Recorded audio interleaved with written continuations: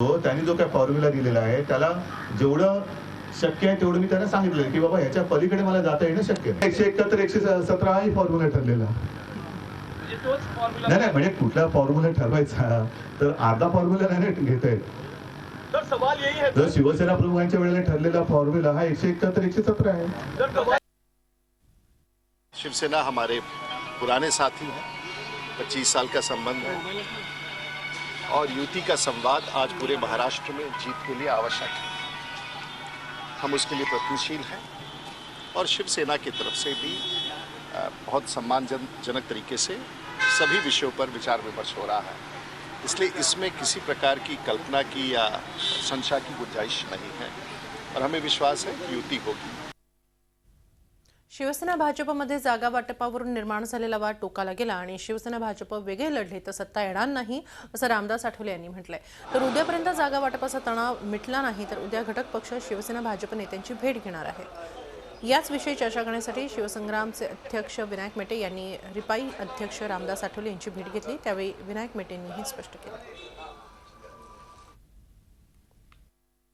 शिवसेना भाजप युतीमध्ये जागा वाटपावरून निर्माण झालेल्या तणावाच्या पार्श्वभूमीवर महायुतीतले घटक पक्ष यांच्यामध्ये आज चर्चा झालेली आहे. आपल्या सोबत आहेत विनायक मेटे आणि रामदास आठवले. नेमकी काय चर्चा झाली आहे ते आपण जाणून घेणार आहोत. मेटे साहेब, काय या बैठकीमध्ये चर्चा झाली आहे? ते विधानसभेची निवडणुकीची आता आचारसंहिता जाहीर झाली आणि आम्ही उद्या परवापर्यंत त्या दोघांचं जागा वाटपाची चर्चा कशी सुरू होते, कधी संपते हे पाहणार आहोत.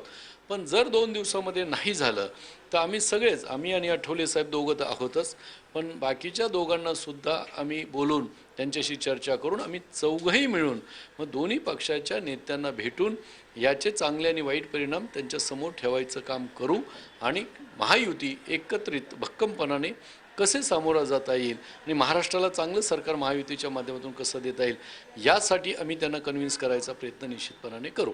महायुतीतल्या घटक पक्षांच्या जागांचं नेमकं काय होणार? शिवसेना भाजपमध्येच जागा वाटपाचं सूत्र निश्चित होत नाहीये. तुमच्या अपेक्षा पूर्ण होतील अशी खात्री वाटते? नाही, निश्चितपणे असं आहे की महायुतीमध्ये 6 पक्ष आहेत. सगळ्यांच्याच काही अपेक्षा पूर्ण होतील असं नव्हे, परंतु एकदम अपेक्षा भंग होणार नाही, त्यांचा सन्मान राहणार नाही अशी सुद्धा त्यांच्याकडून क्रिया म्हणजे शिवसेना आणि भाजपकडून वर्तणूक होणार नाही याचा विश्वास आम्हा चौघाला सुद्धा निश्चित आहे.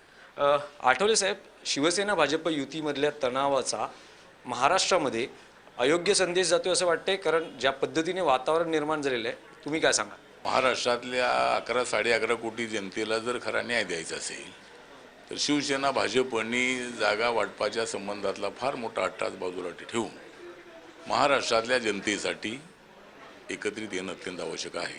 शिवसेना भाजपमधला वाद सत्ता येण्यापासून महायुतीला रोखू शकतो का? काय वाटतं? कारण संपूर्ण समीकरण जुळत आहे, अँटी इन्कम्पन्सी फॅक्टर आहे, मात्र हा वाद मिटत नाही आहे. त्याचा फटका बसू शकतो राज्यात सत्ता येण्यासाठी?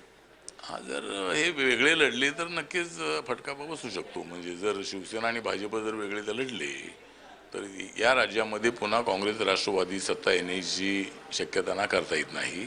तुम्हा दोन्ही नेत्यांना एक प्रश्न विचारायचा, समान प्रश्न आहे की ज्या पद्धतीने जागा वाटपावरून वाद आहे तसाच मुख्यमंत्री पदावरूनही वाद निर्माण झालेला आहे.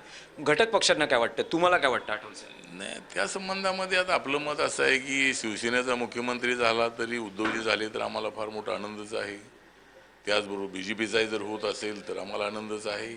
फक्त आता या दोघांच्या मुख्यमंत्री पदाच्या वादावर जर पडदा टाकायचा असेल तर ज्यांच्या जागा जास्त निवडून येतील त्यांचा मुख्यमंत्री होईल. मुख्यमंत्री करायचं असेल तर त्याला जागा निवडून आल्या पाहिजेत आणि जागा आज निवडून यायच्या असतील तर महायुतीने एकत्र राहणं गरजेचं आहे. धन्यवाद. व्हिडिओ जर्नलिस्ट मोहन आग्रेसह Dinesh Dukhande, Zee media, Mumbai. Zee 24 तास रहा एक पाऊल पुढे.